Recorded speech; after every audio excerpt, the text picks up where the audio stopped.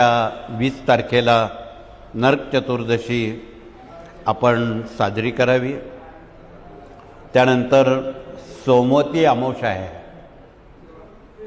आणि तारीख 21 रोजी लक्ष्मी पूजन अमावस्या 2 आलेले आहेत।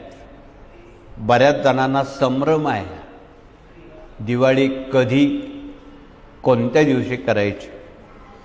आपण 21 ऑक्टोबरला करणार आहोत आणि उद्याच्या 21 ऑक्टोबरला लक्ष्मी श्रीयंत्राचं आपण पूजन करावं।